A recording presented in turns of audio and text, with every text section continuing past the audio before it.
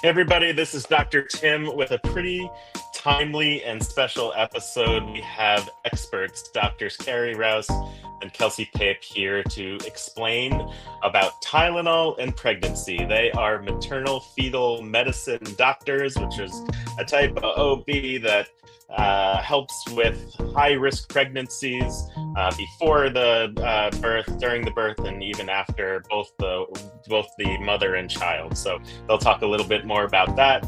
We'll get into the facts about Tylenol, and we'll talk about what the White House has said about Tylenol and see what's real, what's not, what's true, what's false. And so thank you, both of you, for being here. Amazing that you came on here and decided to talk about this in this very timely moment. I know a lot of people who are scared.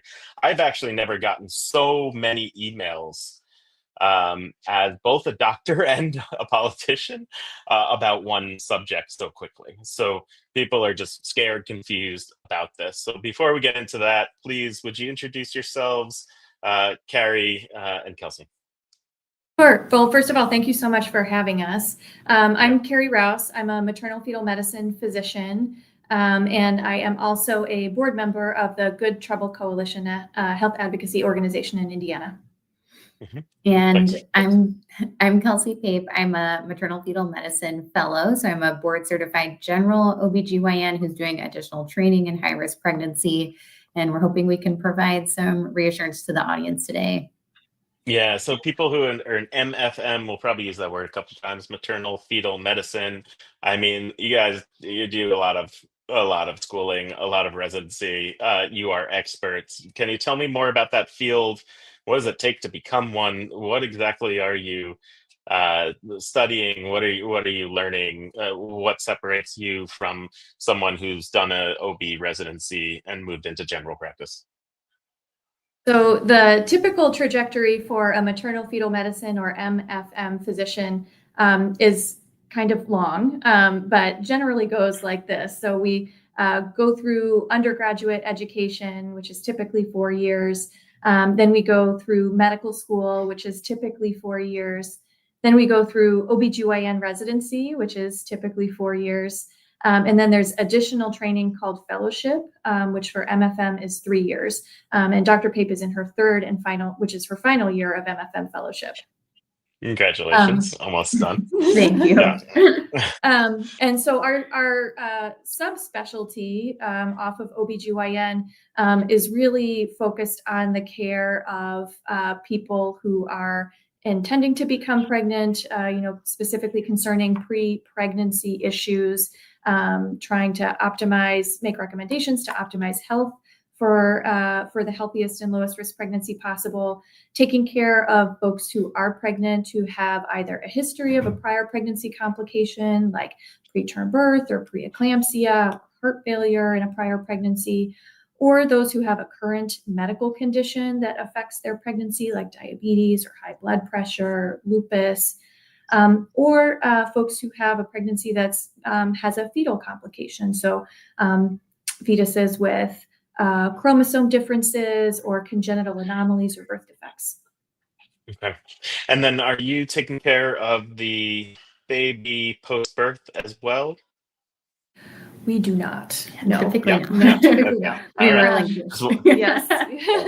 Just want to know your level of involvement at that point because Mhm. we are going to talk a little bit about giving Tylenol to infants as that's part of this new announcement by the White House. So the White House had a press conference, announced to the world that quote unquote Tylenol is bad. That was the message that was said in about 15 to 20 times Tylenol is bad over and over again. And when you clip things, which is how people experience the world these days, that's what's been said.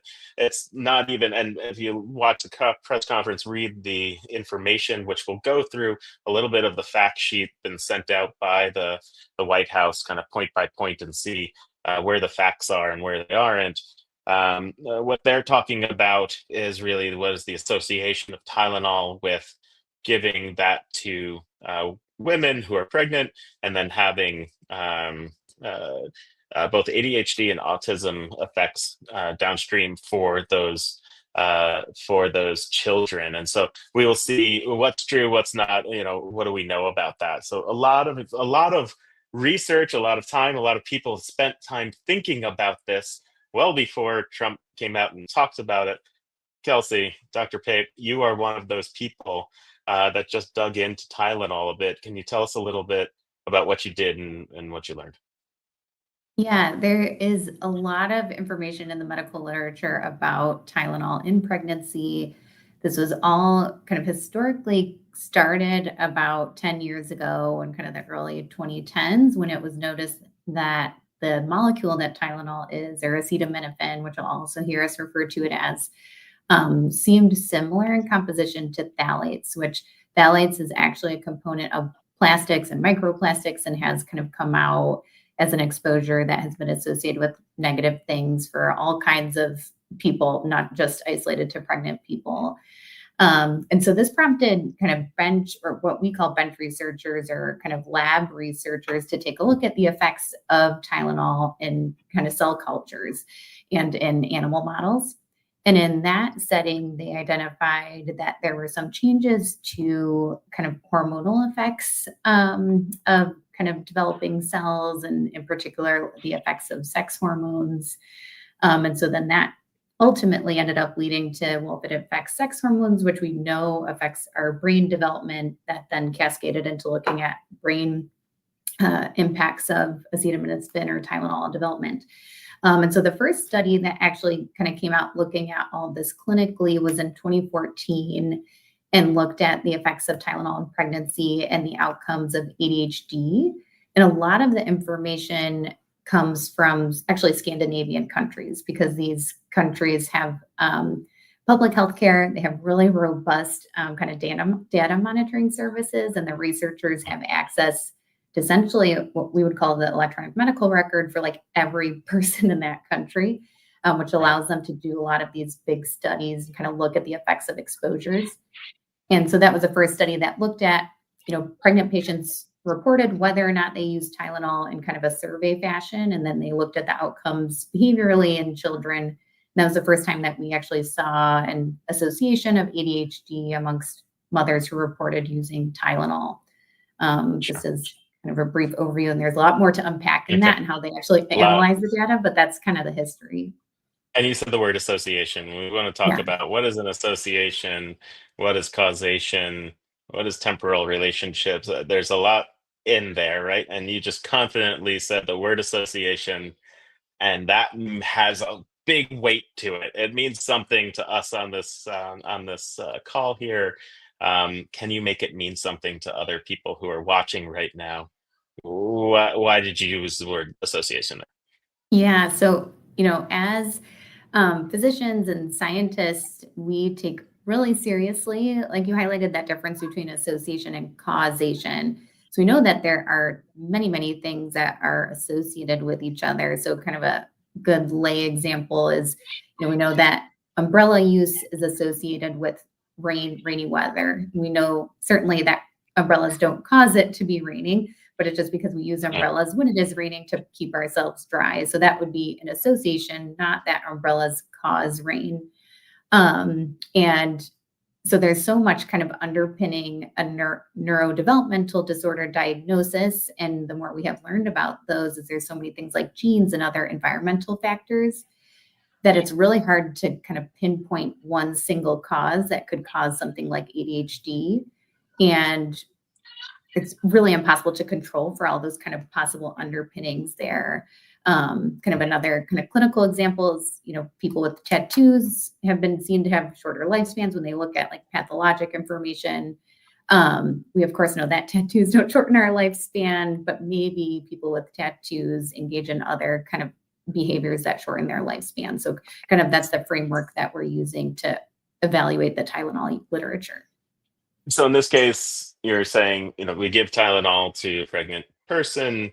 There's some reason that we give it to them, right? There's some other things happening as well. And so that alone makes that person different than someone who didn't need Tylenol, right? So that person could be having an infection or pain or some other reason that they had inflammation that they wanted Tylenol to be taken. So yeah, there, and what is it trying to tease out of there? What's causing that correlation, that association. So we'll talk more about that for a second, but let's talk about Tylenol for a second. Tylenol, acetaminophen, which is the non-trade name, the generic name of it, something that Americans take, people around the world take.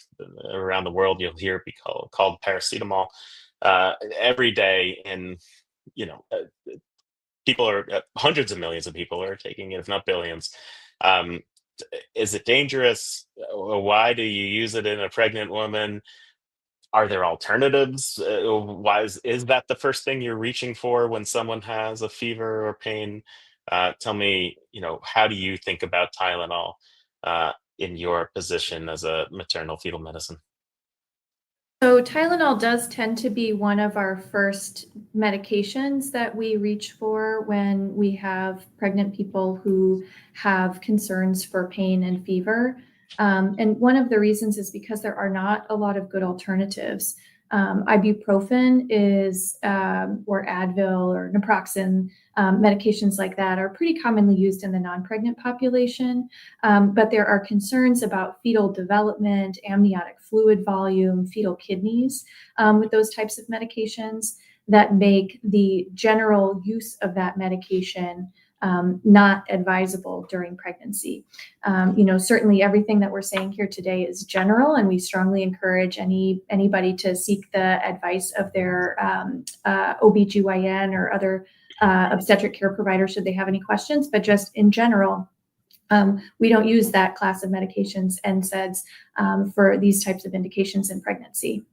And so let me ask you. So you just said, we just talked about how if someone needs Tylenol, that makes them a different patient than someone doesn't. Uh, isn't that the same thing for people who need ibuprofen? Doesn't that make them something different than someone that doesn't need ibuprofen?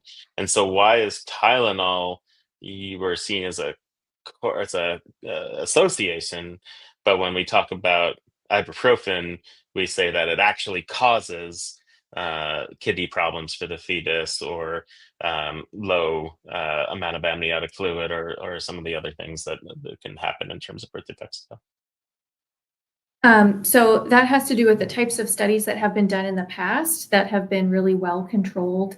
And there's also well controlled, meaning the studies were rigorously done to try and control for all of the other factors that may be leading to the need for ibuprofen, leading to other findings that could result from ibuprofen use.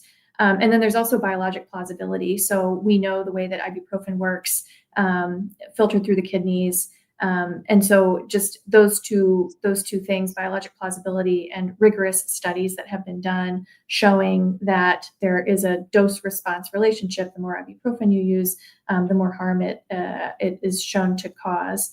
That's kind of where that is different from Tylenol, where the same thing has not been shown to be true.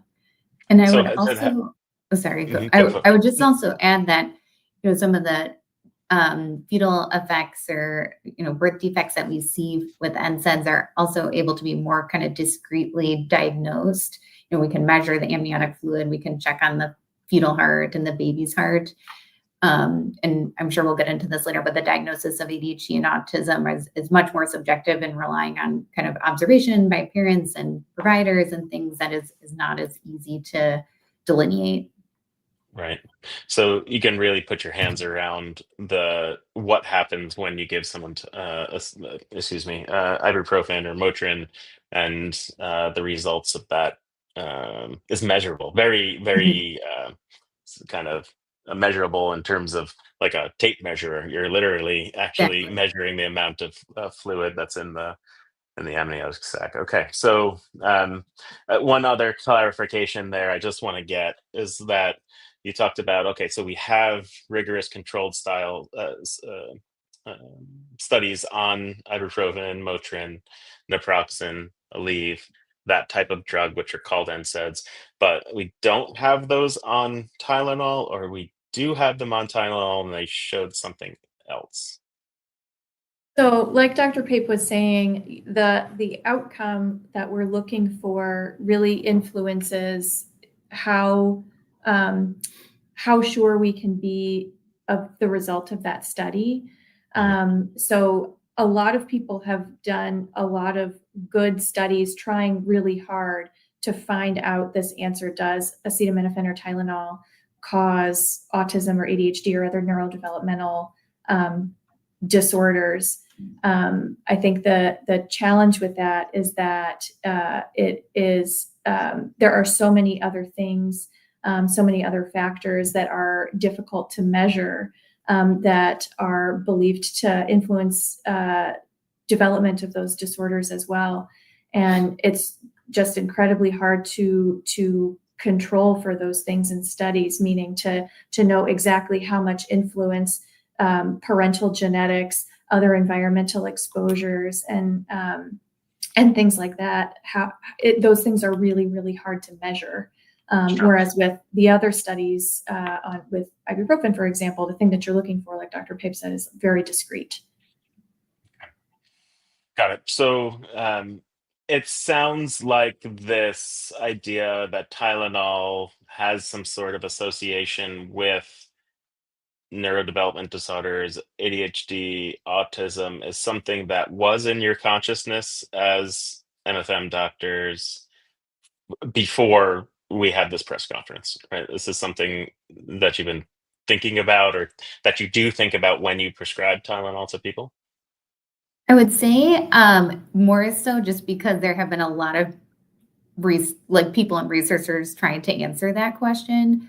Mhm. Even kind of linking back to when I brought up kind of the history of that research in Tylenol, I do think it's important to highlight that many of the studies are conflicting. Like even in some of the animal studies, there have been some that have shown changes in neurodevelopment. There have some that have even shown protection of acetaminophen and the exposure. And then What same does thing in the protection mean? Can you explain that? sorry, I have actually seen decreased rates of whatever neurologic outcome that they were looking for in those animals. And, I think same thing when we are looking at observational studies in humans and when we're kind of starting to control for different factors like maternal age, reason they took Tylenol, how long they took Tylenol, where we see actually different results depending on how much essentially math we do on the back end.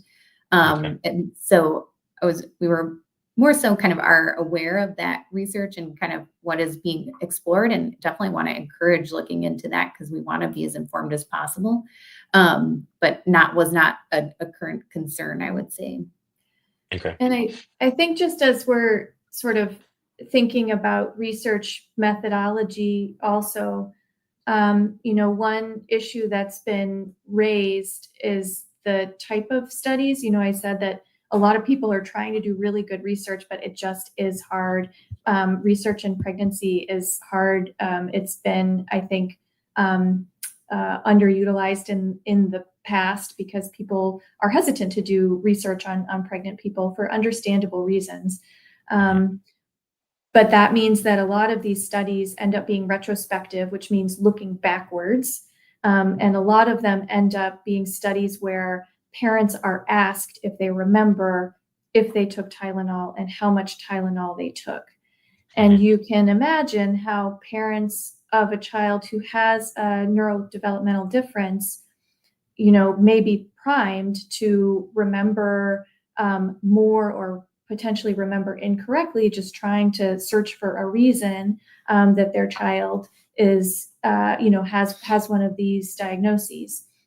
Right. And so those are also kind of difficult to interpret, and we should not necessarily take the results of those studies as showing a direct causal link between Tylenol or acetaminophen and the neurodevelopmental disorder diagnosis. Thank you for that. And so bring me to the bedside for a second with patients who need Tylenol, or who you're thinking about using Tylenol, fever, pain. Is fever something that's bad unto itself? Can the fever hurt the fetus in one way or another? Yeah, I'm really happy that you brought this up, Tim, because I think anytime we're a lot of what our job is doing kind of risk management for patients and weighing the risk benefits of a particular kind of planned treatment or kind of delivery timing. And the reasons that we use Tylenol in pregnancy, as you just highlighted, are things like fever. And there's really kind of well-established research that having a fever in pregnancy, in particular in the first trimester, is actually associated with birth defects like cleft lip or neural tube defects. We also know in your world too, that having a persistent fever is not safe for the human body. It makes us dehydrated. It can cause injury to our organs. And so we also really want to keep our pregnant patients safe by actually treating their fever. And then similarly, we know that pain is something that we're continuing to learn more about, and kind of how our body navigates pain over time, and how that might relate to things like being in more inflammation in our body. And so we do want to make sure we're treating patients' pain to make sure we avoid causing excess, anxiety and depression or limited mobility, which is in general not great for our pregnant population due to increased risk of blood clots if we're staying in one place. So these are kind of the pros and cons that we weigh when we're talking with patients about kind of treating the reasons that Tylenol would be given for. Yeah, I've had a patient in the last couple of days who we're concerned about the development of high blood pressure in pregnancy and possibly preeclampsia, which is a high blood pressure condition that only happens in pregnancy. And in its more severe form, the patient develops a headache that cannot be relieved with pain relievers. We call that the unrelenting headache. And it can be really important for us to distinguish between a regular old headache — pregnant people are allowed to get headaches too — and a headache that is caused by preeclampsia, because that can lead us to make recommendations like early delivery or, hospitalization.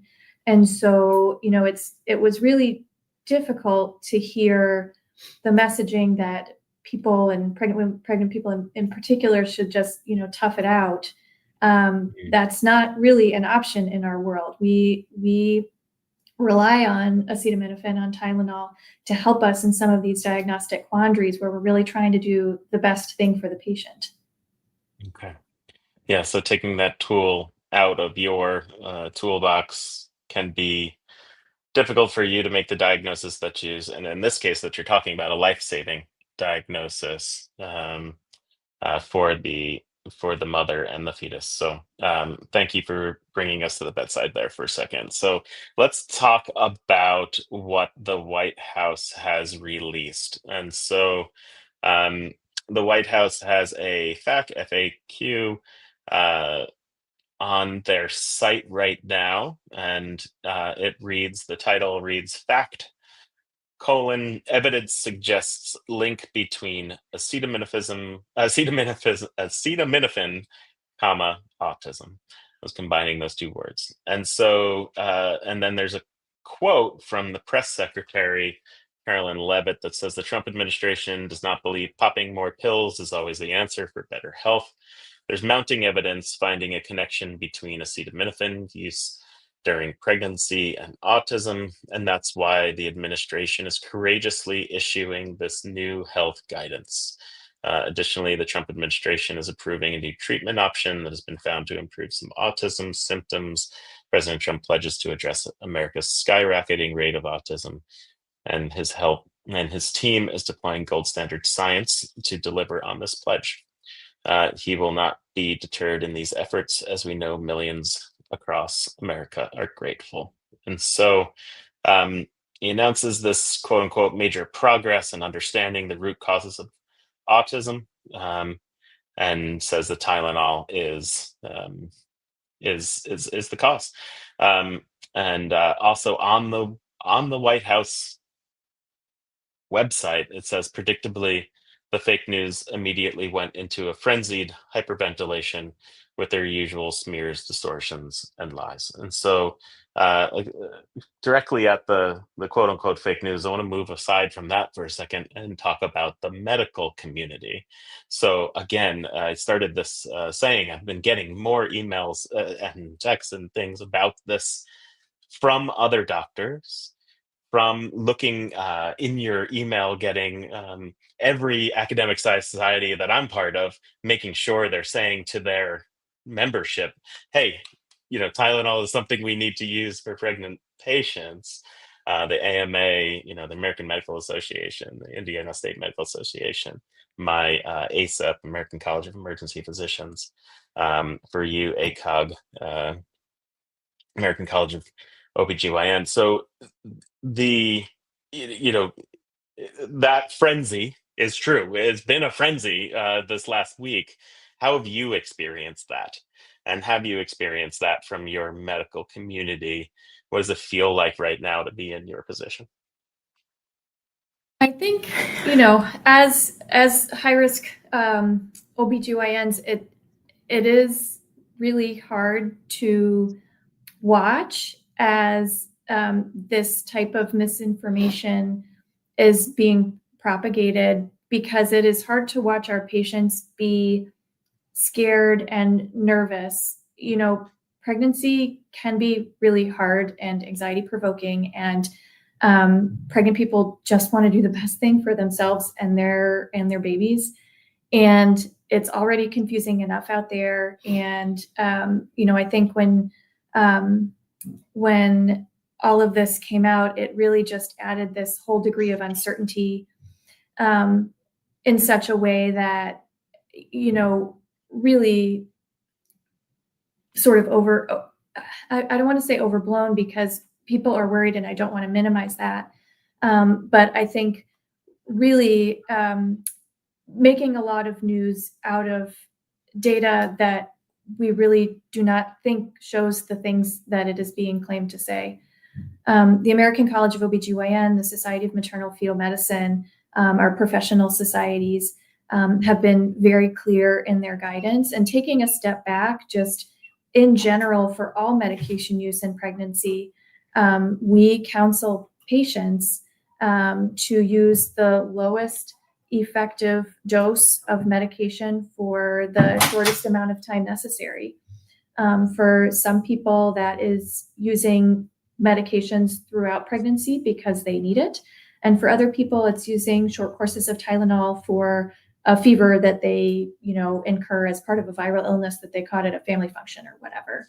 So the allegation that people are just popping a bunch of pills throughout pregnancy without cause was also really hard to hear, because that is not how we counsel our patients. That's not how our professional societies advise us to talk to our patients about medication use in pregnancy. So I think that has been challenging for us. Kelsey, do you have anything to add there? Yeah, I think what was extremely difficult was having, patients last week coming in who are already mid-pregnancy, panicking because they've already taken Tylenol maybe a handful of times for kind of the reasons that we've discussed that are indicated. And it's really hard to kind of undo the guilt that comes along with thinking that you harmed your baby. And so I think we try every day to be resources for our patients and provide them with the most up-to-date information.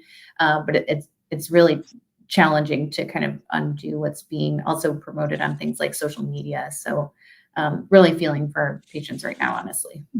Yeah. And in those interactions, have you had experiences? What do you say? What do you say to that patient? What did you say to those patients? No. Yeah. I think first we always just empathize and totally provide understanding that we hear where they're coming from. These are not, like Dr. Rouse said, like not unfounded worries to be having. This is what they're being told by leaders in this country. And so I think telling them that we understand their concern, and then here is the, reassuring and objective information, and that also that my recommendation has not changed. And also just asking how else we can provide support. Some patients really like information, and so it's providing printouts of that information from our leading organizations. Some patients, it's talking to another family member who is providing support for them and needs that re-education also. So I think also trying to provide actionable items to help provide that reassurance in a more tangible way. Yeah. It's hard to have non-medical experts and have opinion be inserted into the exam room, right? Whether that be businesses trying to push a product into the exam room, or medical legal kind of considerations being pushed into the exam room. It's tough or political issues being pushed into the exam room, and makes it harder to have that relationship between you and the patient to talk about what's good for them, and the oath that we upheld. So I empathize with everything that you just said. I want to get into more on the actual studies that the White House has quoted to support their comments, and then hear from you what you think about them. So, um, first of all, it says fact. Evidence suggests acetaminophen use in pregnant women, especially late in pregnancy, may cause long-term neurologic effects in their children. I'll stop there. That's the fact that is being published right now. Is that a fact?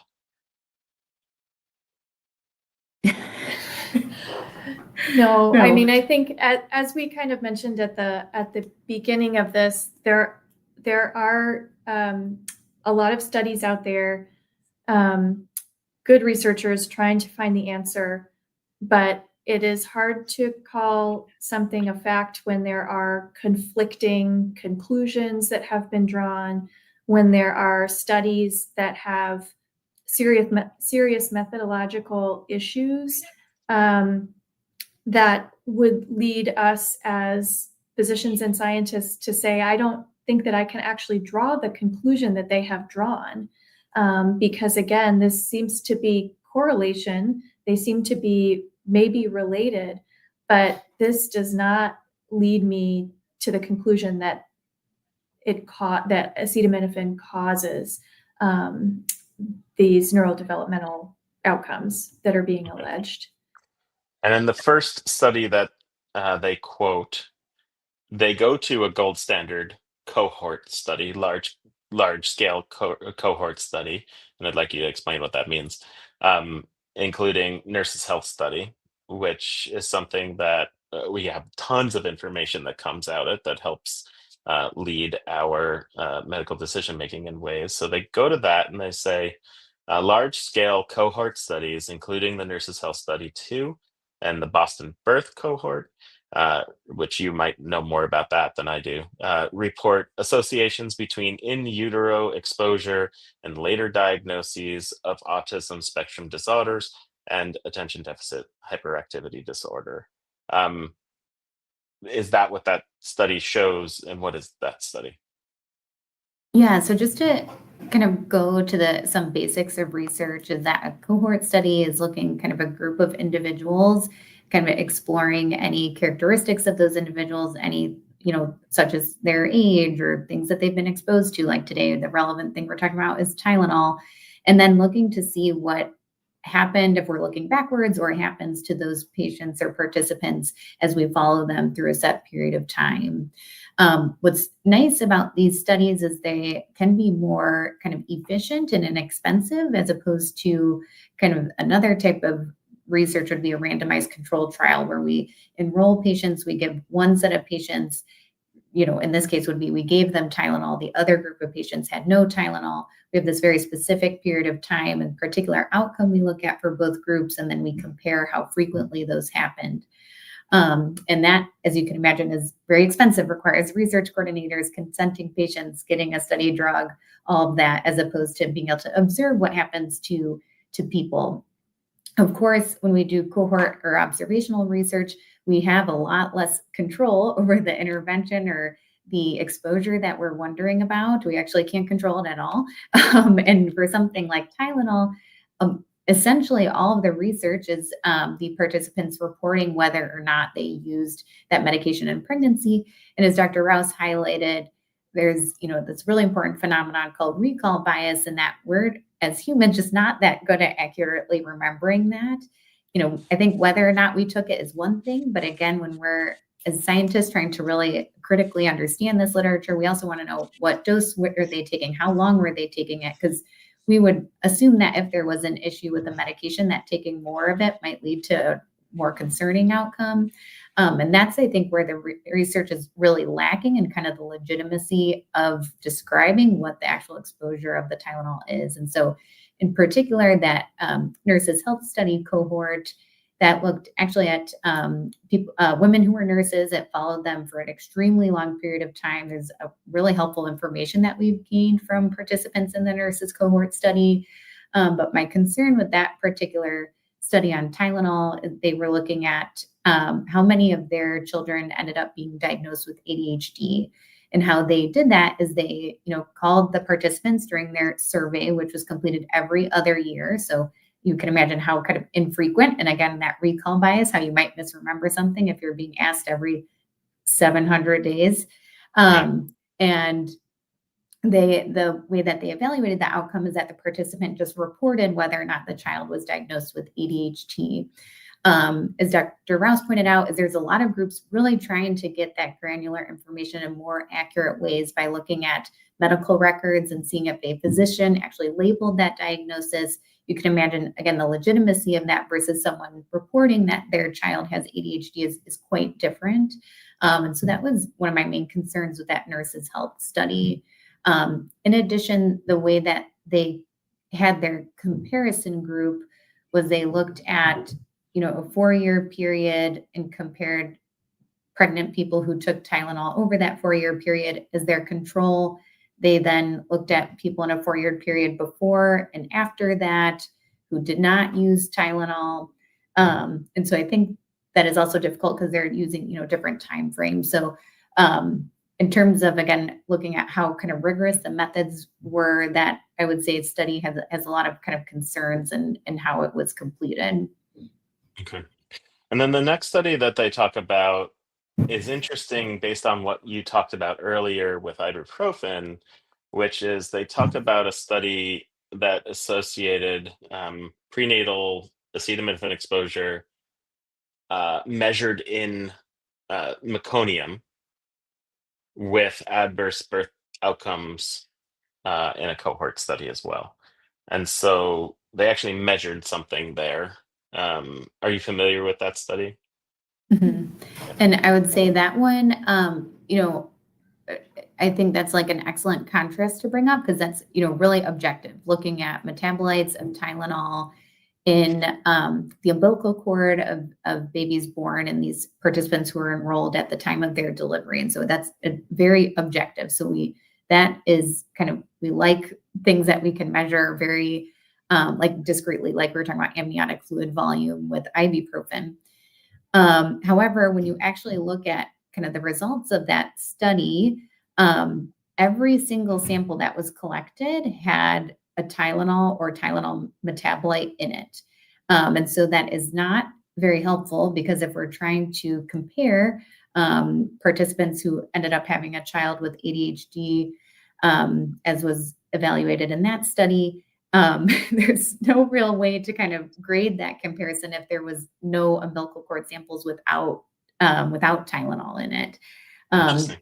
They also, I think what is difficult is we don't, kind of speaking of validity, don't really have valid kind of concentrations of Tylenol and its metabolites in the umbilical cord that we might think is, again, correlates to a particular dose throughout pregnancy, kind of when we go back to where we get concerned about maybe a total exposure, that we can't make any sort of judgment calls on that. And another kind of big concern with that study is that they had extremely high rates of ADHD diagnosed amongst that and autism diagnosed amongst that cohort that really don't mimic kind of the actual incidence of those conditions in the general population. So about a quarter of the children in that cohort study were ultimately diagnosed with ADHD and about almost 7% were diagnosed with autism. So again, you just get concerned that none of those numbers really mimic what we know to be true in the population. And so how kind of accurate can those results be? Yeah, that's interesting. So you have a skewed group, right? Of who you're looking at. And so the data that you get there is not going to really tell you what it means to give Tylenol to just your average person that comes across as a patient for you. Okay. So one more study, there's other studies on there too, but the one that's being quoted in the news and where there's a lot of confusion, this big one that just came out in 2025 from faculty at Harvard and then Mount Sinai kind of coming in behind them and also validating some of this or agreeing with some of this as well. Can you talk about this big what this is? This feels like this is the root study that really these recommendations, these political recommendations are coming from. Can you help us understand what this is? Yeah, this is a really long paper. It's like almost 50 pages long, and considers And you read almost it.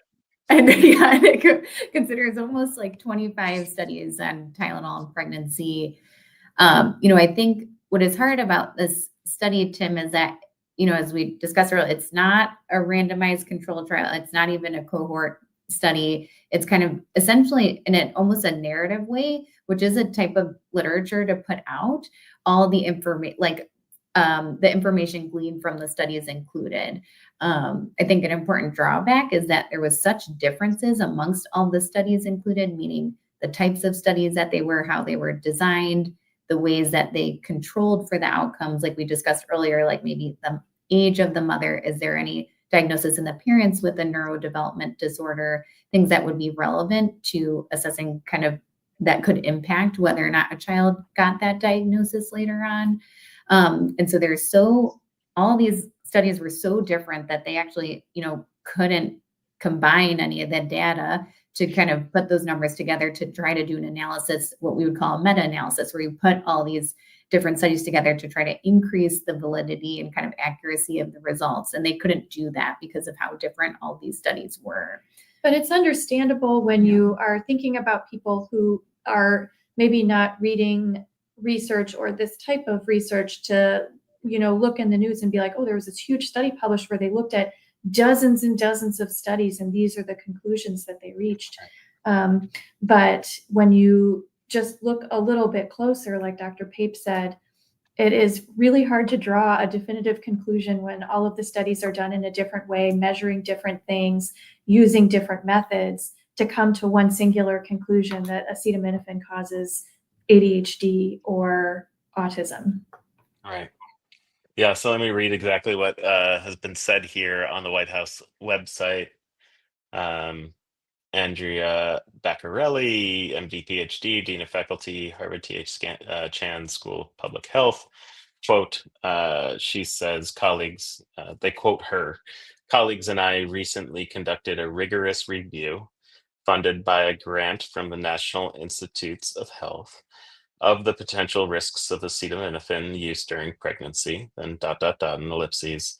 We found evidence of an association between exposure to acetaminophen during pregnancy and increased incidence of neurodevelopmental disorders in children.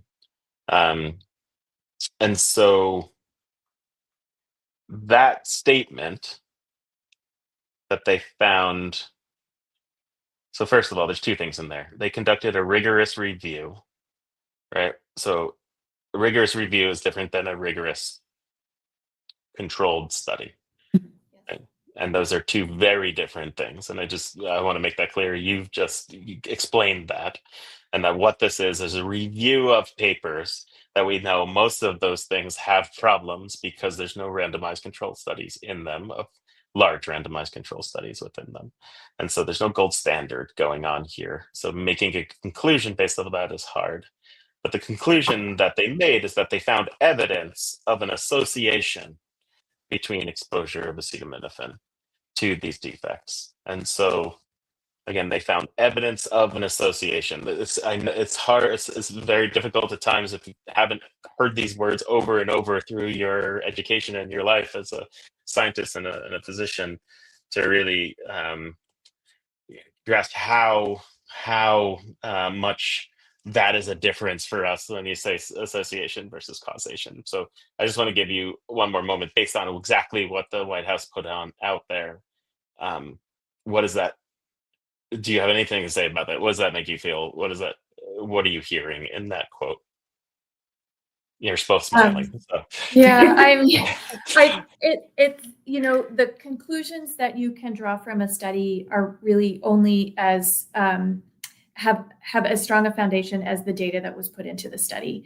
So, a big review of a bunch of studies that are reaching conclusions based on recall of Tylenol use that have inconsistent methods that these neurodevelopmental disorders were assessed and reported, didn't systematically control for confounding errors.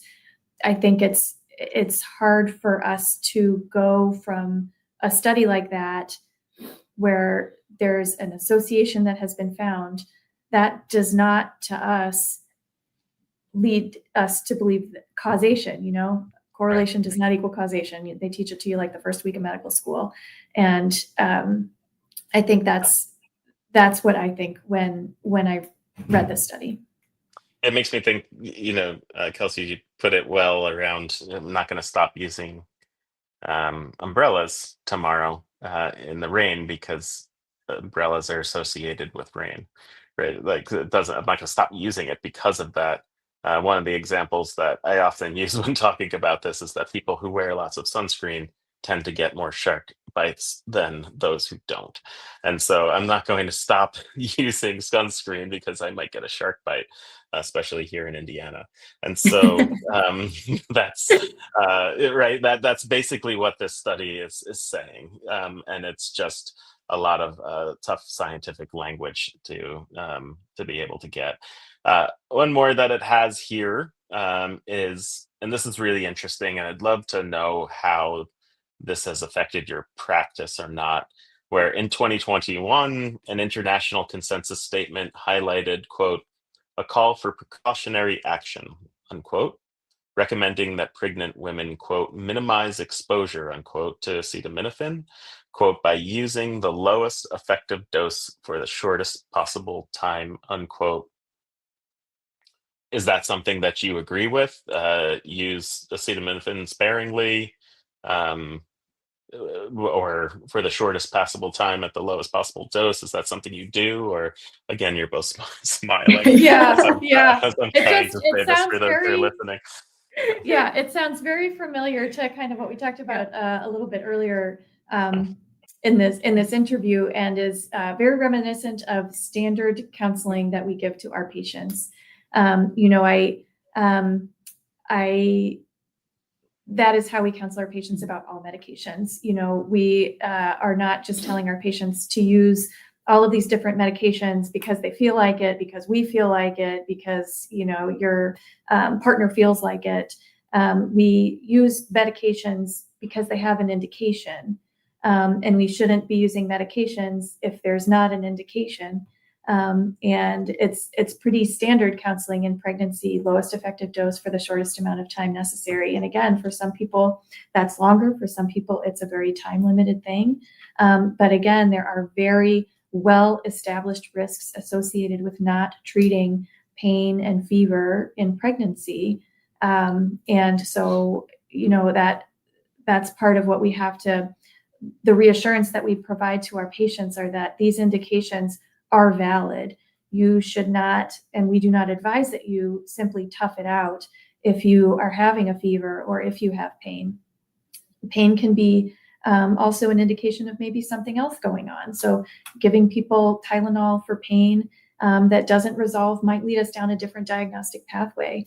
And we've gone through the risks of untreated fever in pregnancy and outside of pregnancy. So I would just push back a little bit on this sort of thought that seems to be propagated that, we're just telling our patients to take all these pills because, for no reason. Right. And that's just not what we're trying to do. Sure. Yeah. And then, broadening this out into my world as an emergency doc, we treat pregnant people all the time and children all the time. But this is the way this was billed in that press conference. Again, the clips of Tylenol is bad. don't take Tylenol over and over again, not even associated with anything else. That statement's just blanket for Tylenol. It's a problem for me as well. It's a huge problem, especially one of the things that we deal with all the time is opioid problems. So people needing opioids and opiates to help them with their pain, and then other people who we can use other things in our toolbox, such as acetaminophen, that are sometimes more appropriate and better acting than opioids would be to help with people's pain. And so that is already something that's a problem. And then you're talking about as well people trying to tough things out, especially fevers, especially those who have allergies to NSAIDs, the Motrin, aspirin and Aleve, these medications, and there's more. A lot more people have allergies to that than have allergies to Tylenol. It's a common allergy that people have. And so Tylenol is usually our go-to to treat pain and fever who have people of those allergies. And so that is a big loss, because what else are we going to use? And as you said, fevers can get out of control very fast for different reasons, especially in toxic exposures and medication exposures, where you're having high fevers. And then, people who are on the verge of having infections that are getting out of control into sepsis, not controlling that fever creates just a storm of molecules in your body that lead to something that eventually gets out of control and you cannot control as a physician. So these are really bad things that we need this tool, and to have people scared about it with no apparent reason is tough. So I'm with you. We're having our own issues over in the emergency medicine world. We talked about a lot today. Any last words or thoughts that you want to express to people watching this? If they were your patient, if they are pregnant, if they have a loved one who is pregnant, what do you want to say to them about the situation, about Tylenol, about how they should go about their pregnancy? I think Dr. Pape said it really well earlier. We want to empathize with our patients. Again, pregnancy can be very anxiety provoking, and there is a lot of different information of varying quality coming from a lot of different spaces. And so it can be very confusing.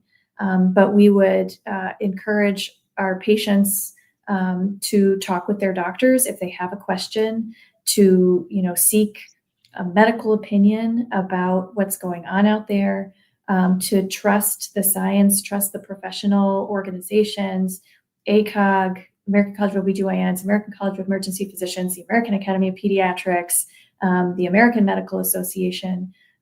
These are groups that have spent considerable time and effort into working through the literature that's out there, and trying to distill it down into accessible information for patients so that they can make the best decisions for themselves and their families. I would say trust the science, trust what those organizations say, talk to your doctors if you have questions. Your docs and we are here to help you. We want you to have a safe and successful pregnancy. Dr. Pape, I'll give you the last word. Yeah, I think one study that has been kind of cherry picked out that I did want to make sure we highlighted was that there was a really large study in JAMA last year on 2.5 million children in Sweden, and kind of on the initial evaluation, and again, use more rigorous things, looking at actual diagnosis codes of ADHD and autism. And on the initial evaluation showed maybe a slight association with Tylenol. When they actually paired out those children and compared them to their siblings, so presumably in one household with a similar environment, that association completely dissipated. And so when, we're again distilling this information to our patients, I promise we are just looking at kind of the highest quality studies to try to use that in our practice to give you the best care. And we are humble. We are humbled every day as physicians, and we are open to being wrong. And so we are open to learning more about what our researchers and teams are doing across the world. And I promise we are not keeping anything under the rug. If something changes, we will absolutely adjust to that change. But I think the issue right now is just where the data stands is there's not enough strong evidence to cause a change in our practice. All right. Well, when this gets posted to our social media platforms, and when there's clips being put on our social media platforms, I am positive that people will have something to say about all of this. And I will do my best to answer a lot of those questions. But if there are some that are, above my head and more deep into the MFM or OBGYN world, hope maybe I can direct some of those to you as well.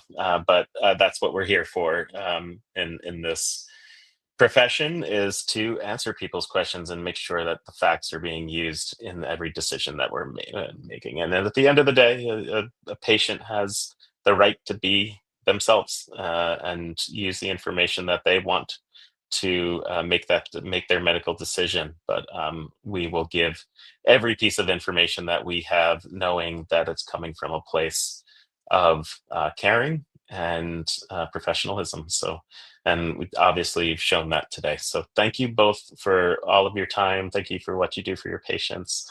Dr. Rouse, thank you for what you've done for the state. And appreciate you. We will sign off now here at Dr. Tim. This has been an incredibly useful conversation. And as I said, I know there's going to be a lot of follow-up here. So any questions are more than welcome. So thank you all. Appreciate you. Thanks for having us.